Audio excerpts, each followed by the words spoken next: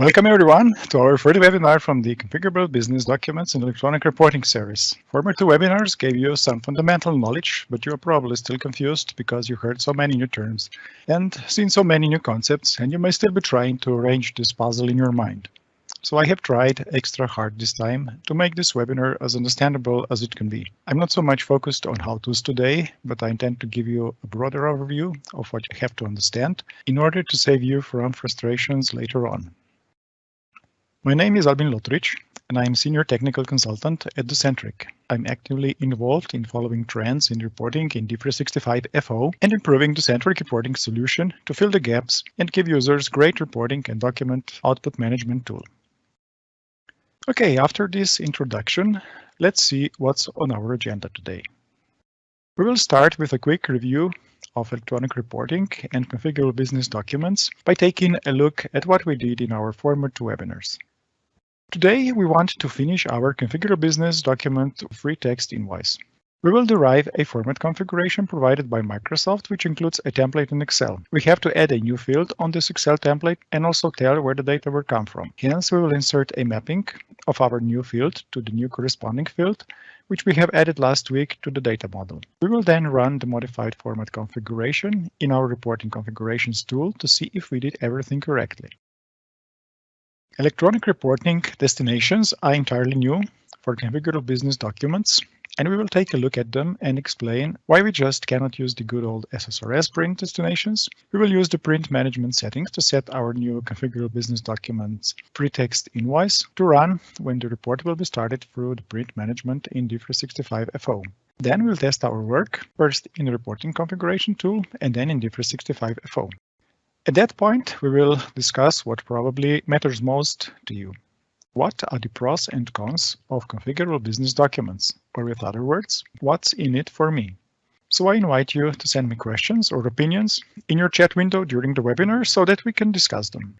During our Q&A session, we should be finished in about a little bit more than half an hour, plus what it takes to answer your questions.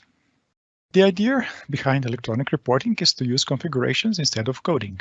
That means that instead of developers developing requirements in code, functional consultants can set up configurations in electronic reporting to achieve desired reporting results. Why did Microsoft make this change in reporting philosophy? Most likely because it is very difficult to modify existing SSRS reports. You need developers to change report logic and design, and both is quite time-consuming.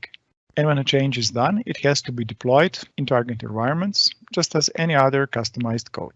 Business users didn't have the ability to customize printable business documents themselves. So Microsoft answered that challenge with configurable business documents in electronic reporting. The promise behind this new technology is to empower functional consultants with the ability to design and modify printable business documents without developers and to activate such business documents in their environments without classical code deployments. This is probably the reason why configurable business documents received quite a bit of attention after they've been announced in June 2019. Now let me explain some of the terminology again. One word that you will hear most often is configurations. Generally speaking, configurations contain information about data structures and their mappings to the data sources and output document definition, including output data structure, mapping information to the data model, and also Word or Excel templates of the output documents. We are therefore talking about data model configuration, model mapping configuration, format configuration, which further contains mapping to the data model and the template. Electronic Reporting Workspace contains Reporting Configurations tool, which is a common tool for working with all kinds of configurations. What you see right now is the data model from our first webinar open in the Reporting Configurations Designer. Remember, the data model describes the data structure which we want to get for the report. In our example, there are two root elements, party and customer credit transfer initiation. Party actually represents a reusable data structure. It is entered on the root level so that its entire structure can be reused elsewhere. In our case, we see that party data structure is reused both for the creditor and for the debtor in payments information. The customer credit transfer initiation root node and its entire structure represents the operational data structure, which will actually be filled with data at runtime. It is very common to create reusable data structures and refer to them from other parts of the data structure to avoid repetitions. Each node has got its properties, of course. Now we will take a look at both of the data models from our former two webinars to refresh our memory. Now we are going to take a look at the data model mapping from our first webinar. This is how our model mapping looks like when we open it in the Reporting Configurations Designer. On the right-hand side, there's our data model. On the left, there are data sources, where we select data source types. We are using table records to pick required database tables. We are also using calculated fields to shape some data according to our needs. During our mapping process, we match data tree elements from the data model to their data sources, field, or even records in the data sources pane. Now we're going to see a quick demo where we're going to refresh our knowledge about the configurations. I'm going to start Electronic Reporting Workspace and go to Reporting Configurations tool. So here are the two configurations routes which we have created in former webinars. This is from the first webinar and this one is from the second webinar. We're going to take a look at the second one. First, we can see that this is hierarchically ordered and the model is always on the top. And then its children, which could be either mappings or formats or derived configurations, are underneath. Our demo invoice model is our derived configuration of the data model where we have added additional field and we're going to take a look how it looks. We're entering Designer now to open it in Designer where we will see its entire structure. As we can see, the structure is very complex. And many of these root nodes are actually reused, as we will see later. Now I'm going to duplicate this tab and I'm going to take a look at the invoice model mapping configuration, actually the right one, which we have the right and where we have already mapped our additional fields to the data sources. Again, we're entering the designer.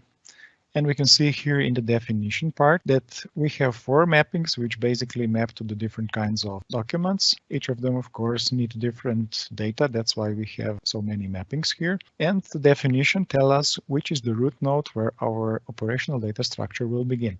So in our case, customer invoice copy is the one that is serving free text invoice information. And I'm just going to copy the definition of it. And in the data model, I'm going to paste this information and search where my root node begins. Okay, so this is where my root node is, and here is the operational structure for the free text invoice. So if I expand that, I see that I'm using lots of reusable structures, and base invoice sounds like interesting. So I would like to know where the base invoice is located on the root. So I click go to referenced item to quickly jump to that item, and so here it is. I expand it and I see that it is further using quite complex structure. And one thing that I'm interested in is buyer, because this is where I would want my delivery terms to be. So I jump to referenced item again, and I see that it points to customer information, and customer information contains delivery terms field, which is the one added in our last webinar. Okay, this is how we navigate the structure. Let me go back to the model mapping and open it in Designer as well. Here it is. I see on the right, I have my data model, my data sources on the left and their data source types. So here I will now expand customer information and I see delivery terms here, which is then already bound to customer invoice journal table delivery terms field. Now, if it had not been bound, I would select the data source. In this case, it's the customer invoice journal. Under fields, I see that I have delivery terms field, which is the one here, and the data model element is delivery terms, and I would bind them if they were not already bound. I see which elements are bound because they appear in bold. The one in regular font, they are not bound. Okay, so this was a quick refreshment of knowledge about data models and about model mappings. Before we continue, I would like you to understand how configurable business documents actually execute and what they have and what they don't have in common with SSRS reports. When you run a print management report, regardless if SSRS or configurable business document, the SSRS execution pipeline starts and reads the data, including any partner extensions. The print management settings contain the information about the report format, SSRS or configurable business documents. If SSRS report is selected, then the execution runs entirely through the SSRS pipeline using SSRS print destinations. If print destinations point to Configurable Business Document report, then the Configurable Business Document execution activates. It reads the format configuration, finds the matching data mapping configuration and the model configuration, and starts generating the output from the Excel or Word template, which is attached to the format configuration. And finally, it sends the resulting document to one or more electronic reporting destinations, depending on your settings. Now let us analyze what this means and what we must understand. The fact is that Microsoft built Configurable Business Documents upon SSRS reporting pipeline. This way it preserved all the effort of data preparation for SSRS report, and so it built model mappings on top of SSRS artifacts. At the same time, this approach preserves extensions done by partners on standard data providers and temporary tables, so that any modifications are included as well. Microsoft also integrated print management set, which is based on SSRS with electronic reporting in a generic way, and as a result, we can tell D365 FO to run Configurable Business Documents reports just by changing the print management settings. Okay, we can agree that these are all pluses. But the minus is that the data model mapping cannot be started outside of SSRS reporting pipeline. Because of this design approach, previews of model mappings are not possible. The invoice is the exception because Microsoft modified its controller code to integrate it with electronic reporting, but doing so for each report was obviously too much of the burden for Microsoft. This is certainly quite a limitation, and one of the first things we are addressing with Docentric enhanced configurable business documents. So in our webinar in January, we will see how easy it will be to test data model and model mapping configurations in Docentric. So Microsoft Configurable Business Documents are actually a hybrid of SSRS and electronic reporting. Or with other words, Configurable Business Documents can run on top of SSRS only. This image gives me an analogy about Configurable Business Documents. Why? Well, it's quite obvious something is wrong with this car, but then again, you see it is so by design. It's also quite obvious something is wrong with the way Configurable Business Documents are implemented, but then again, you see that it is so by design. But you just can't get rid of a feeling that something is missing. This guy in the image built his car to attract attention and look funny. And sure he does. Whereas Configurable Business Documents kind of try to attract attention, but I wonder who looks funny there. There are two ways of working with format configurations. I will call them the old and the new way. In the old way, we are making all the changes with reporting configurations tools. This approach is done by using Reporting Configurations tool for modifications in the data structure and its mapping. The existing template is downloaded, modified in Excel, and uploaded again. New features in Business Document Management were announced in D365 FO version 10.08, Platform Update 32, which should make working with Excel templates easier, practically without the need of using Reporting Configurations tool. I am already using this version today. It was just published about a week ago in Partner Early Access program. I was planning to demonstrate how to use new features of business document management. Unfortunately, it is still quite unstable, so I will try to use it and then we will see if we will be successful or not. If not, we will just use it the old way. Docentric uses Docentric Designer add-in for Word, which makes working with templates very intuitive and much easier, so you don't have to torture yourself with these format configurations and template design. You'll be able to see it live in our webinar in January. These are the steps we will complete. First, we're going to show what doesn't work in the new version. Well, actually, it may even work, but the chance is 10%. Then we will go the old way, derive new configuration. We will download, modify, and upload Excel template. And on the template, we will do the modification, as you can see here on the slide. We will insert delivery terms, label, and field, which is not currently existing in the template. And we're going to modify everything that is required in order to be able to print this out on the invoice. At the end, we will test it, of course. So let's dive right in. We are going to open the business document management now. This is the new approach. We see that we already have one template here, and this is actually the one that is provided by Microsoft. And what we're going to do now, we're going to create a new template based on this one. So let's create a new template. We'll just leave it the default name, template revision. Let's say it's going to be 1. Now here is our first try of luck. We will see if it will open. So it should open in Excel, but it didn't. So we have to try it again. Okay, it actually created our copy and it is in draft status. And now we have to edit this template manually. Now it should open. All right. Okay, so practically this is the copy of our existing template. And the thing we have to do, as we said, we need to insert delivery terms. And how to do it? First, we will arrange this a little nicer so that we'll be able to work in Excel. We will insert a line here, insert a new row actually. Then we're just going to copy format. Okay, format painter. Also this one here, and then just going to copy and modify the label first, delivery terms, and also payment will contain delivery terms. Whatever I enter here in the cell doesn't really matter. It is actually just for readability of the template. It's going to be replaced with data anyway, and not by what I enter here, but how I name the cell. Okay, now we come to the main point. We have to name the cells properly. If we take a look what naming we have got here, for example, we see that we have company info, which covers this range. And within the company info, we have individual cells, which can be either labels or values.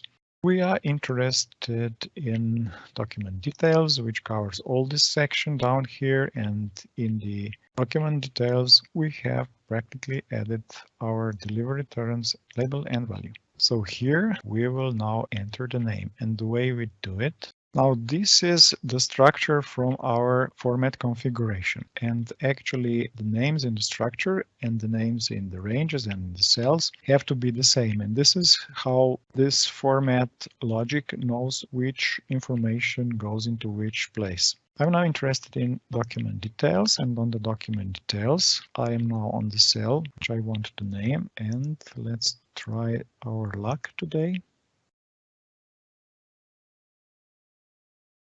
No, we don't have any luck. What happened? You see, I just lost what I have entered. I don't see my inserted row anymore, and I am now on some other cell, and there's no way for me to add name of this range. So unfortunately, this is what is not working the way it should work. And that's the reason why I can't use the new approach. You see, again, when I'm back, I don't see what I have just changed on my report, even though it says it's saved. So this change should have been saved, but obviously it hasn't been saved. So that's what doesn't work in the new version, but it should. If it worked, it would be very nice, because that would be the only thing required to do. I would enter the range, give it the same name as I have it, as I want to have it here in my structure, and the system would then insert the sub element wherever it fits. And in the same time, also the Excel cell would be ranged and the mapping would be established. So within this business document manager, I would be able to do everything. As I said, it's not working the way it should, so I just have to forget about it. And I'm going to cancel this, and I will also delete this. By the way, let me show you something else. Just jump out of here and go to reporting configurations. And you will see that Excel now contains free text invoice derived from the Microsoft one. This is actually what we just created in Business Document Manager, but we cannot continue working with it because it's not working properly. I can delete it either here or in the configuration. The effect would be the same, so I'll just do it here. Okay, no longer exists, and we don't need this anymore. And we'll refresh here in our configuration tool and see that we no longer have the derived version. Now we're going to do it the old way. Now I'm going to first give it a name, demo free text invoice Excel. I have to tell that I'm deriving. I have to tell from which model, from which version, and which model mapping, actually which definition of the model. And I'm creating this configuration. And right now I will get the copy of the same format configuration as Microsoft has, except that this one is in the Docentric configuration provider and it has the draft status. That means I can now go and edit it. And that's exactly what I'm going to do now. I'm going to open Designer. And in the designer, the first thing I'm going to do, I'm going to see the attachments. Attachments in this case contain Excel template, and I will now insert new one. It will be the type template. Now this is the document type, which defines the storage location. I have already prepared a modified template, which we will take a look later on. I'm just going to insert it now. Okay, again, another thing which is not working in this version, it says that it cannot be attached. This information here says that it was uploaded successfully. The truth is this is contradicting each other, but if we refresh everything and open it again, reporting configuration tool, we actually see that our attachment has been attached successfully. So we have our two attachments. This is the new one, because it has modified in its name, and this is the old one, and I don't need this one anymore, and that's why I'm going to delete it. So I have my new attachment ready, and I can go back to my configuration, and since I have deleted the previous template, I have to tell which is the new one. So this is the new one, and that's okay. Next thing I have to do is I have to modify my structure. So this is my structure. Basically, it is the same as we have been inspecting previously in Business Document Manager. I'm interested in document details, and under document details, I'm going to add the missing fields. But let me now also open this template, which I have modified so that I will see what I have done.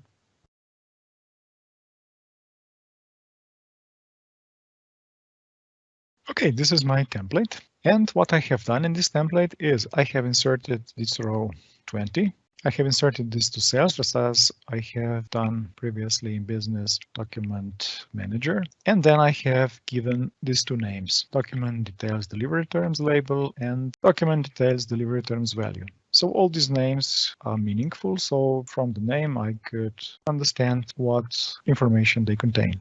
And the same names will now have to be entered as elements in our configuration. So I'm just going to copy this. And again, since I am now in the document details range, I will also find document details range here in the structure.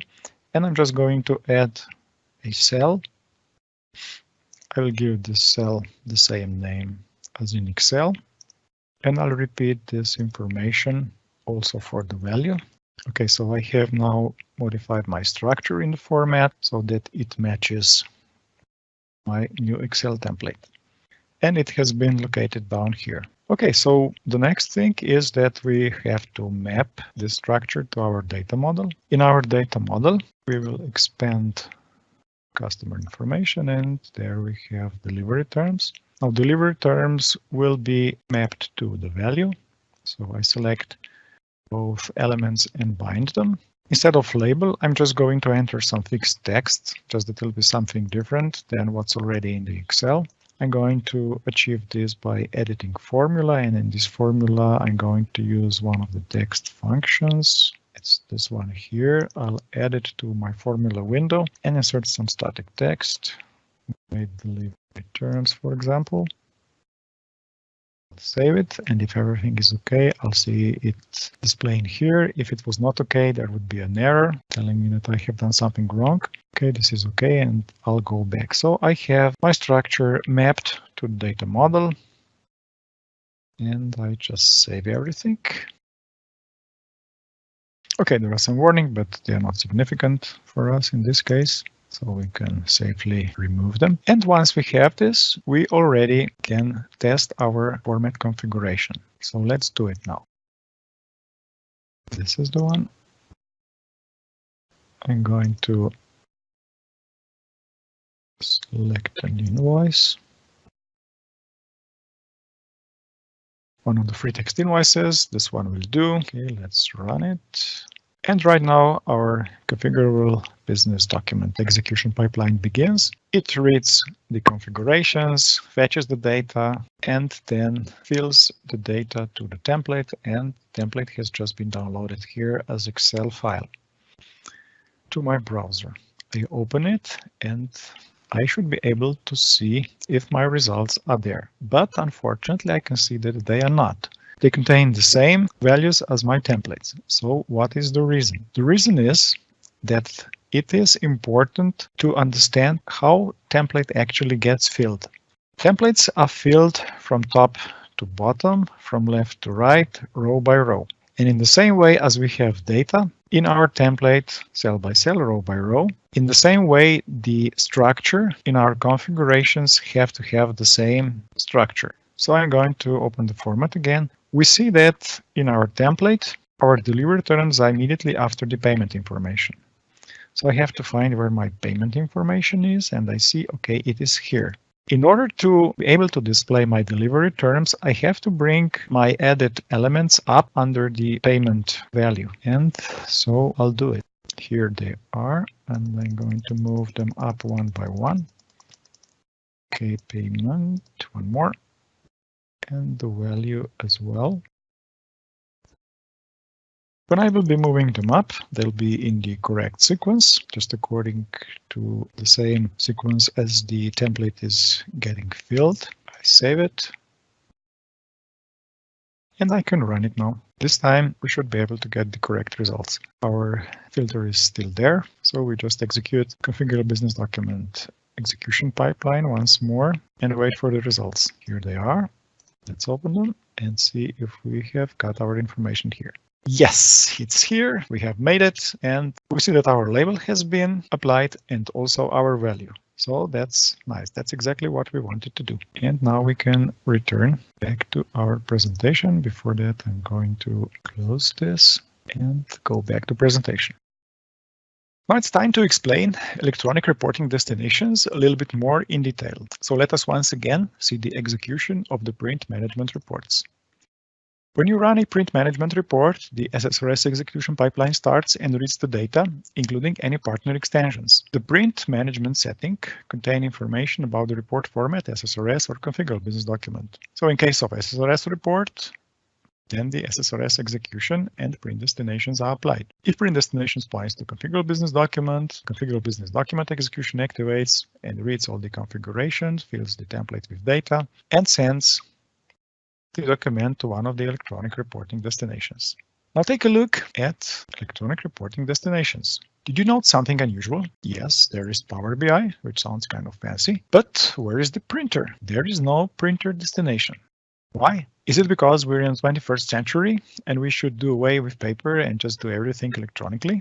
Nope, there is a bit more solid reason than that. Electronic reporting has not been developed with Configurable Business Documents in mind. It was intended for electronic reporting generation and interchange with third parties like business-to-business scenarios, banks, government bodies, and so forth. Later, somebody got the idea that business documents could be attached to electronic reporting pipeline, and some compromises were made to preserve the investments in SSRS reports and their customizations. And as a result, to make long story short, Configurable Business Documents cannot reuse SSRS print destinations. Therefore, electronic reporting destinations were introduced, but without the printer destination. And we are missing something else, which is quite important too. You don't have out-of-the-box print as PDF option to print your Excel or Word templates as PDF documents at runtime. However, there is a workaround for that with the help of Power BI destination. Even if Power BI sounds very fancy, it does nothing else but stores the output document on SharePoint, where you can trigger, for example, Power Apps or Power Automate, which then take your document in Word or Excel, transform it to a PDF document, and do something with it, like emailing it, for example. But this takes additional work, additional licenses, additional cloud processing time. So guess who is the winner at the end? Fixing this in the Docentric reporting solution was one of the top tasks on our to-do list. I would like to show you how Docentric runs Configurable Business Documents. Docentric brought together the best of both worlds, SSRS and Configurable Business Documents. It is able to use model mappings and data model to add data to reports without programming. Instead of complex dealing with format configurations and templates, it uses Docentric Designer to design templates in Microsoft Word that everyone knows and loves. It uses Docentric print destinations. We are already familiar with SSRS pipeline of report execution. Docentric reuses that as well, so that any SSRS report modifications and customizations are preserved. Print management settings contain information about what type of report to run. Configurable Business Document or SSRS. Docentric adds the information about Configurable Business Documents in its own report setup, so you don't have to change print management settings at all. SSRS reports run as they would in standard SSRS using print destinations enhanced by Docentric. Docentric report execution checks report setup and picks its template. Templates in Docentric are generated in MS Word using Docentric Designer add-in, which is in Microsoft Word. No developers are needed to create or modify report designs. Whenever Docentric report setup points to a model mapping configuration in electronic reporting, it reads and executes it and fills its data in the template. The data and the template get merged in the final document, which can be any of the supported file formats, PDF being one of them by default. The generated document is sent to the selected Docentric print destination, which are much enhanced compared to the standard SSRS print destinations, and I will show the differences in the next few slides. And I invite you to join us in our webinar in January, where we will be able to see all this by yourself. Now we will see the comparison between electronic reporting destination and SSRS and Docentric enhanced print destinations. In the case of the screen print destination, you can see that electronic reporting supports no additional options, SSRS supports saving to print archive, and Docentric also supports default template selection. Print archive in electronic reporting allows setting the document type, which defines the storage location. You can also turn on saving to job archive. SSRS has no additional options. Docentric supports preview before print and the template selection. Document type setting is supported on the print archive setting, and it can be set per report as well. Docentric extended standard print archive so that it is fully searchable by report metadata, like for example by customer account number, purchase ID, invoice ID, and so forth. Now, did you notice the big differences here? Electronic reporting has no additional options. It just downloads the final report as a file in the browser. SSRS supports saving to print archive, setting a static file name, and selecting the file format of the final document. Docentric file print destination supports selection of the file format, where one of the options is also PDF, and this file can then be downloaded to the browser or stored on Azure, SharePoint, file system, or attachments. Note that you can also use placeholders in file names. This way you can generate dynamic file names based on their content. Email in electronic reporting contains just the basic options. It supports filling the data from the configuration data elements, and it also supports some email templates with placeholders, but its usage is not really user-friendly. Email in SSRS doesn't have the ability to add email body. Docentric supports much more, including placeholders in subject and body and in attached file names. It supports email body editor and additional attachments where you can dynamically add various attachments related to the data in the report.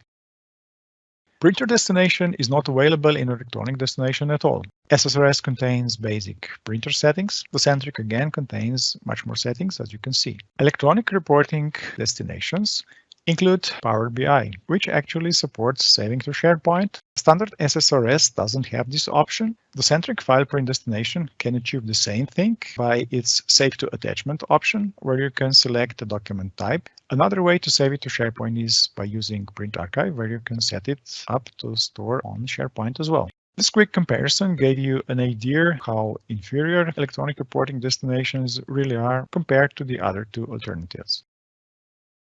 I'm now going to show you a quick demo about how to work with electronic reporting destinations. In order to use our newly added format, first we have to change its status. We'll mark it complete, and once we mark it complete, we can use it in D365 FO. And using it in D365 FO is as simple as just changing the print management settings, which we will try next. Just have to wait that this finishes. Go to print management. And in the print management, I'm going to change the setting.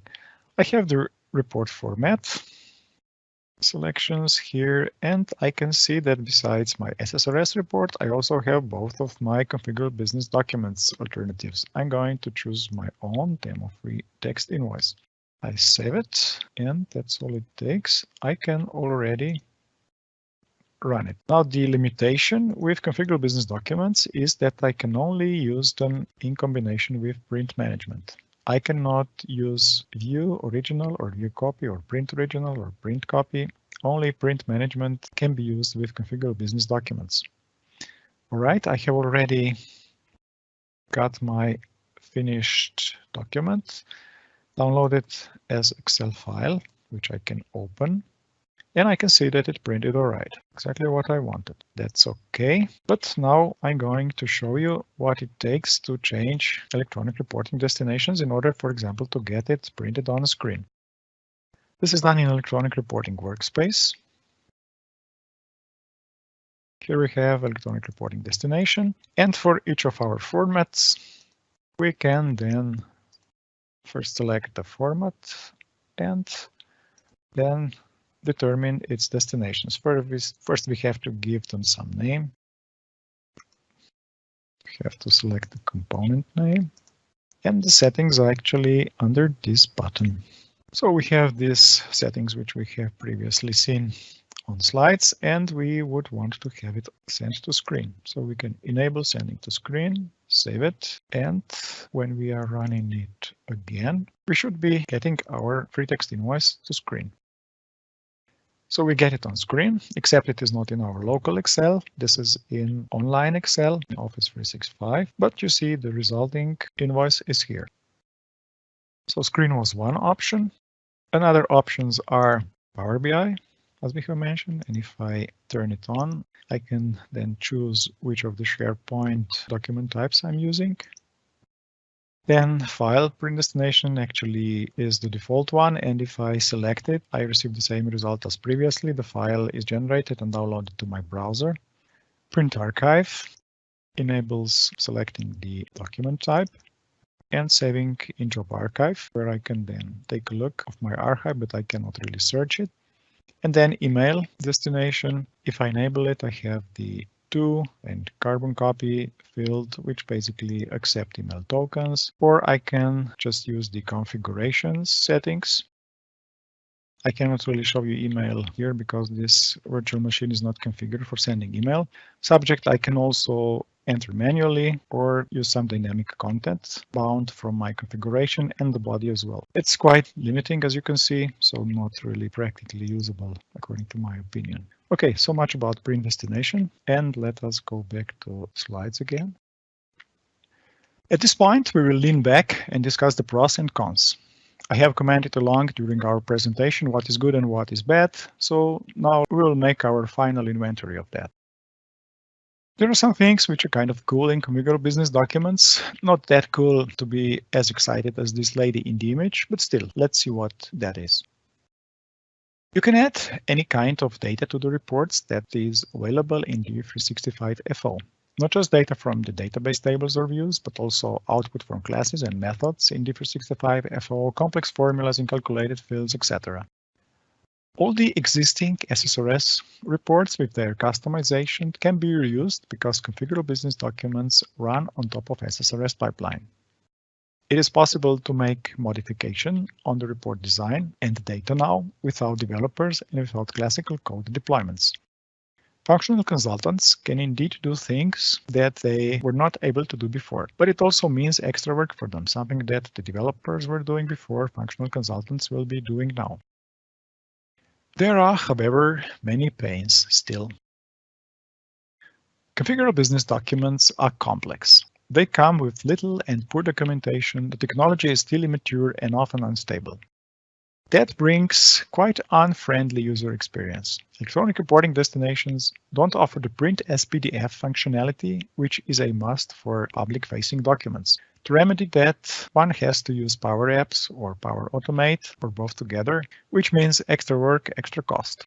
Printing to printer is not supported on electronic reporting destinations. Even if you include Power Apps and Power Automate, you'll face challenges with printing.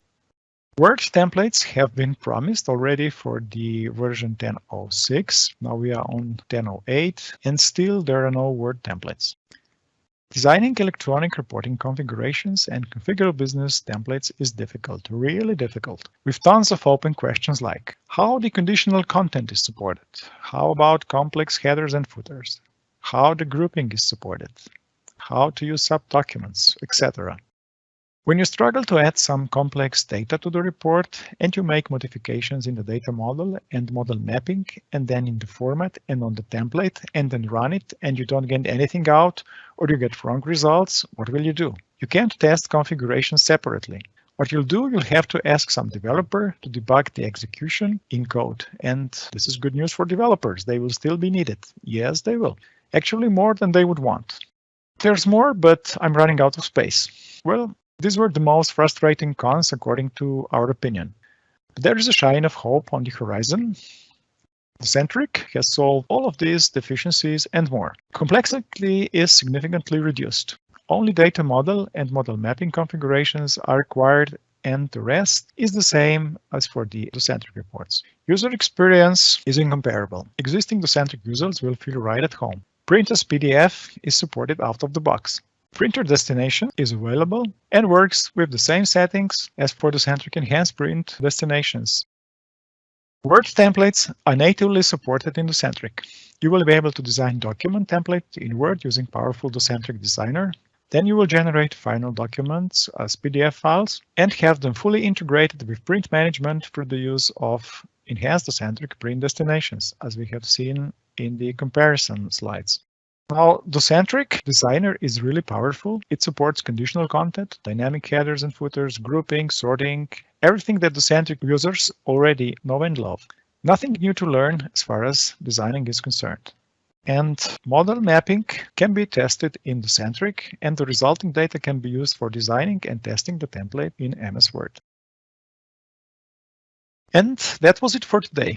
We have covered all our agenda items. We reviewed some basics of configurable business documents in electronic reporting, and then we have modified our Excel template, included the missing field, modified its data structure in the format configuration, and map it to the data model. We had to use it the old way because new one didn't work. We explained the electronic reporting destinations and why we just cannot use SSRS print destinations. During the pros and cons discussion, we analyzed what about configurable business document and electronic reporting is good and what is not so good. And let me once again kindly invite you to our January 2020 webinar, where we will demonstrate our preview of the Docentric Enhanced Configurable Business Documents with some really exciting features, some which I have already mentioned during the presentation. Now we will be very happy if you follow and like us on LinkedIn, and if you follow and subscribe to our YouTube channel. I wonder if you have got any questions today, so let's take a look. Okay, it seems that we have no questions. Well, I hope that's not because I was not clear enough. I assume that this is so new that not very many people already tried something, and the questions will appear as soon as they'll start to touch the first thing about configurable business documents, because questions immediately arise. Things don't go always the way you would like. Thank you for watching. I hope you've liked this webinar, and I'm really looking forward for our next webinar in January. In the meantime, I wish you a Merry Christmas and a Happy New Year, and I hope that each one of us will find some time for ourselves, for our loved ones, and that we will recharge our batteries for new achievements in the coming year. And one more invitation for the end. Our New Year's greeting card comes as a puzzle this year. If you want to train your brain a bit, follow the link below. So bye-bye for now, and I'll be back.